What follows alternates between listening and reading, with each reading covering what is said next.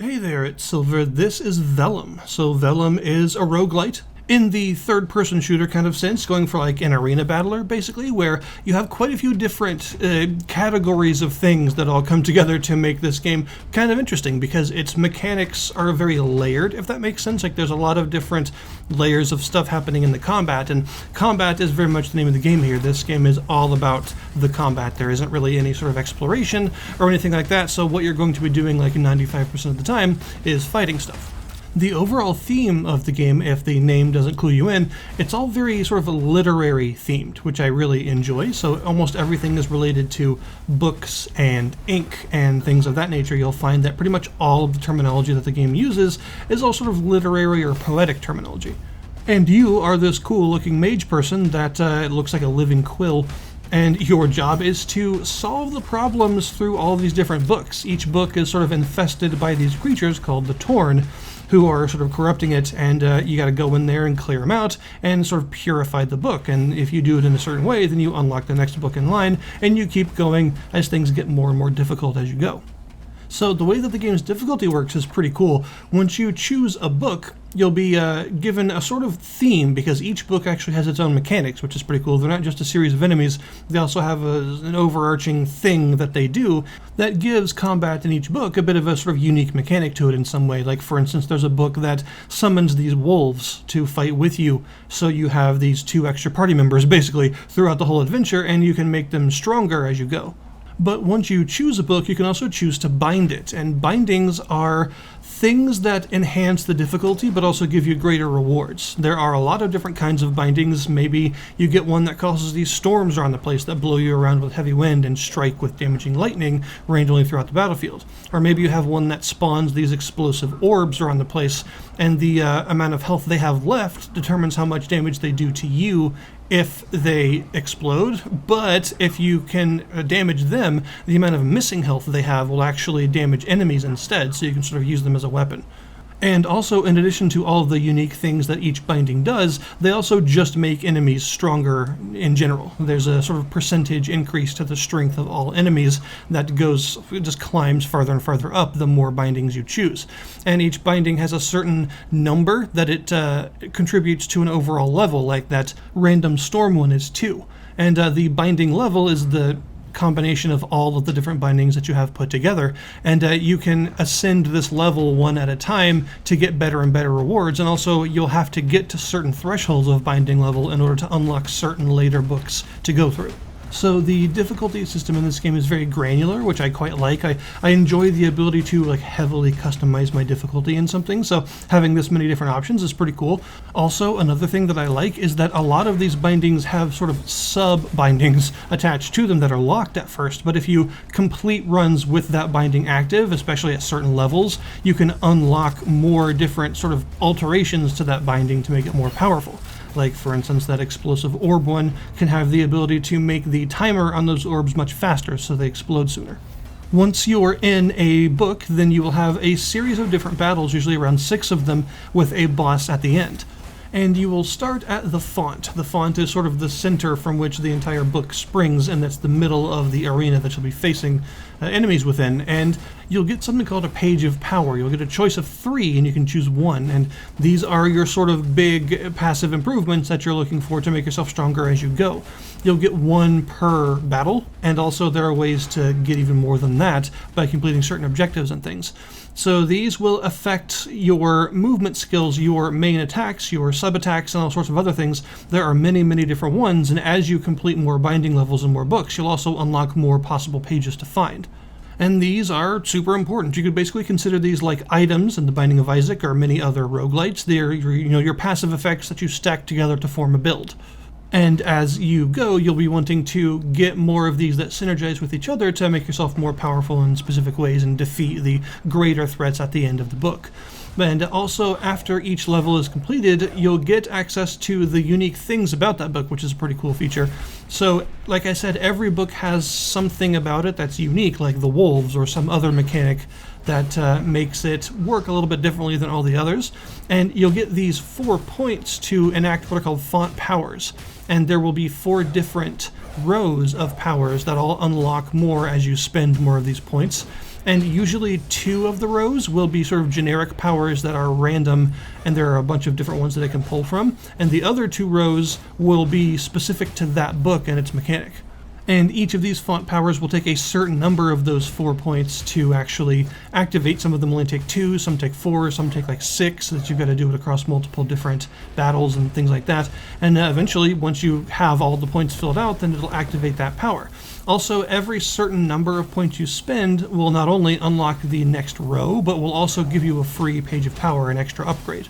So you may get a font power that makes that one of those wolves I mentioned in the book that has the wolves be able to eat things, to actually gain a buff that stacks up as it continues to eat things. And then eventually maybe a later power will allow it to release a big beam of light that damages enemies in a long distance after it reaches a certain threshold of this buff.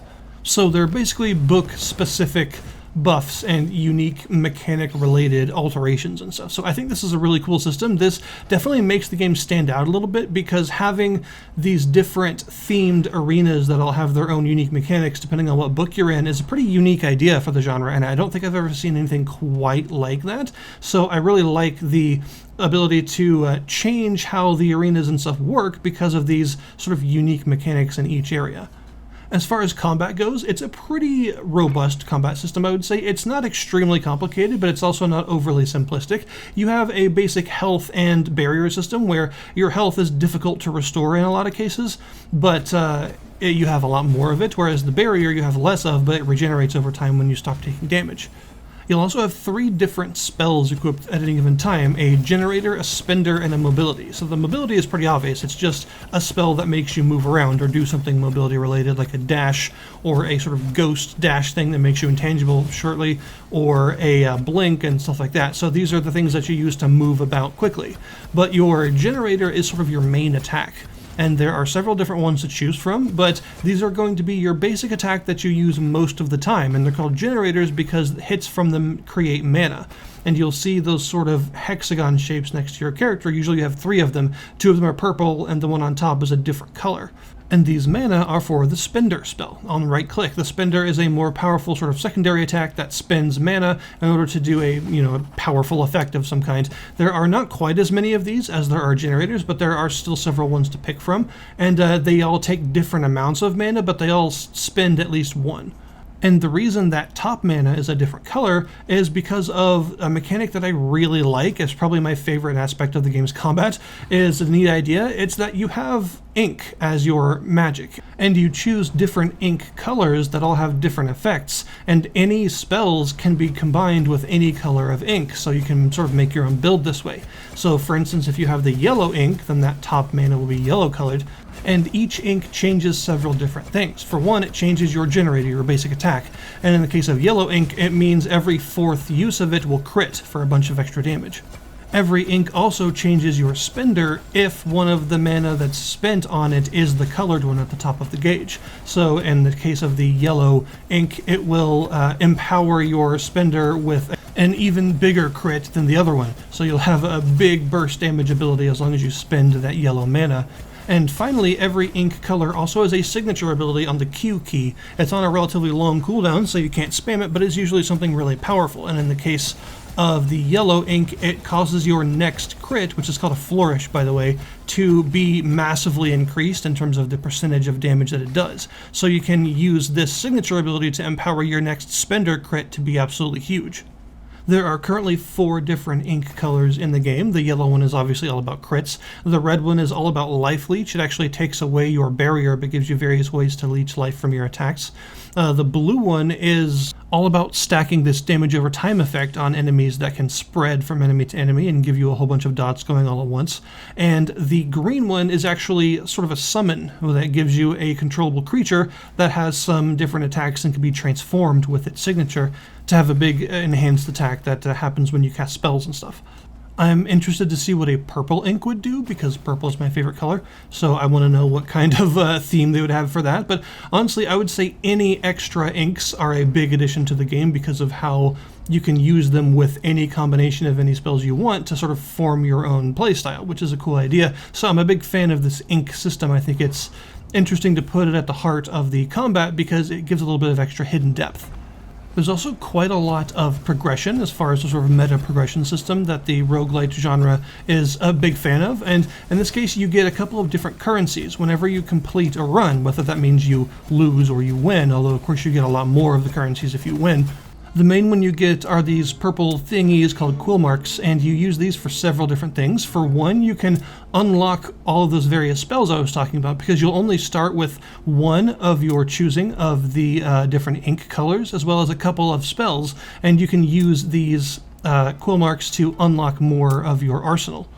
And there's also this big sort of statue thing that you can use to both unlock more of the ink colors as well as just sort of feed it quill marks. And as you build up the amount that you're giving it, it will get new tiers, which will enhance various different things. Different tiers will do things like improve your overall attack and your overall defense, making you just a bit stronger over time in general. And it'll also unlock all sorts of different layers of progression, like these sort of passive talent trees for each of the ink colors, as well as one sort of generic one that affects you at all times. And you can purchase different talents at different thresholds of these trees to make yourself stronger. So this is kind of the main way that you're going to empower yourself run by run. The ways that you'll return stronger than you were before is to feed your quill marks to this thing and get more of this sort of rank. You can also find these golden coins with a V on them. We'll call them V-Bucks, and you can use these to get cosmetic items, which is pretty cool. So yeah, there's just a whole array of various cosmetic items, from robes to heads to the flying book next to you and stuff like that you can customize, and you can use this currency to get more of them. So I'm always a fan of any sort of character customization options that the game allows you to unlock through gameplay. I think so far it's a pretty solid start for a roguelite that clearly wants to kind of do its own thing. It's using some mechanics that we've seen elsewhere, but it's also using several that are pretty new. So I think it's a good combination with some fun combat and some pretty cool ideas behind its spell system that I would like to see continue to expand with more variety and more options as the early access goes on. And also one thing that I would really like to see is more complex boss fights, because right now the way the boss fights work is a good sort of tantalizing start at what could be some really fun, almost raid-like bosses with a whole bunch of different mechanics and line of sighting stuff and stuff on the ground to avoid and all that really active boss fight stuff that I think would really benefit the combat in this game a lot.